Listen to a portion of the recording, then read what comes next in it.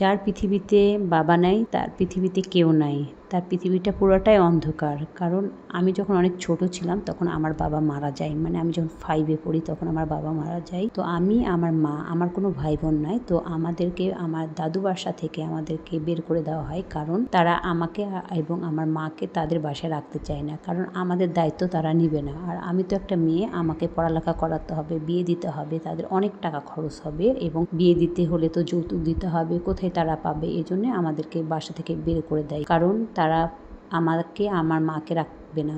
কারণ আমি যদি ছেলে হতাম তাহলে তারা রাখতো, কারণ আমি বাইরে ইনকাম করতাম, আমি কোনো জব করতাম, আমি কাজ করতাম, কিন্তু আমি তো মেয়ে, আমি কোথায় যাব?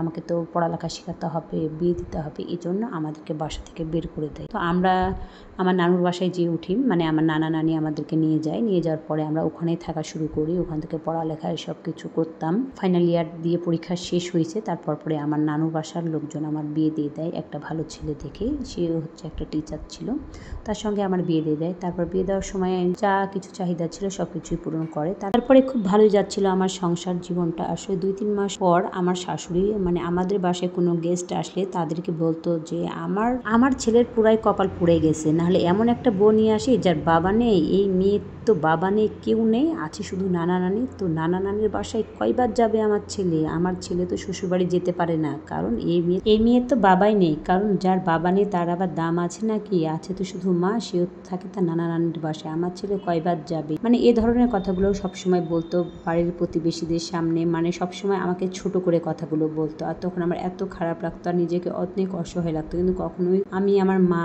নানুদেরকে কখনোই বলতাম না, কারণ আমি তো এতিম, আমার বাবা নেই, আমি কেন এগুলো বলবো? কারণ আমার মা অনেক কষ্ট করে আমাকে মানুষ করছে।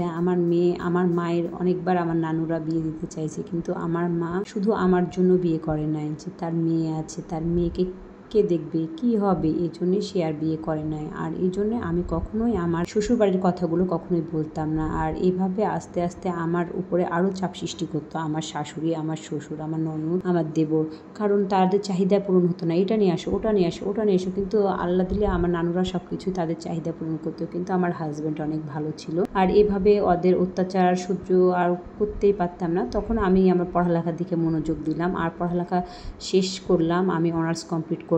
আর করার পরে আল্লাহ দিলে আমার একটা জব হয়ে গেল, সরকারি জব। তখন আমার শাশুড়ি আমাকে এতটাই মানে প্রশংসা করতো, হ্যাঁ এই মেয়ে অনেক ভালো, অনেক পড়ালেখা করছে, আমরা পড়ালেখা করালাম, কারণ তো এই মেয়ের তো বাবা নাই, তার তো পড়ালেখা খরচ চালানোর মতো কেউই ছিল না, এই জন্যে তাকে বিয়ে দিয়ে দিয়েছে তার নানা নানিরা, কারণ তাদের পক্ষে সম্ভব না মেয়েকে পড়ালেখা করানোর।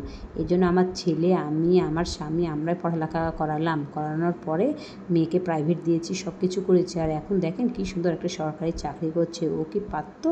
সরকারি চাকরিটা পেতো না, শুধু আমাদের জন্যেই পাইছে।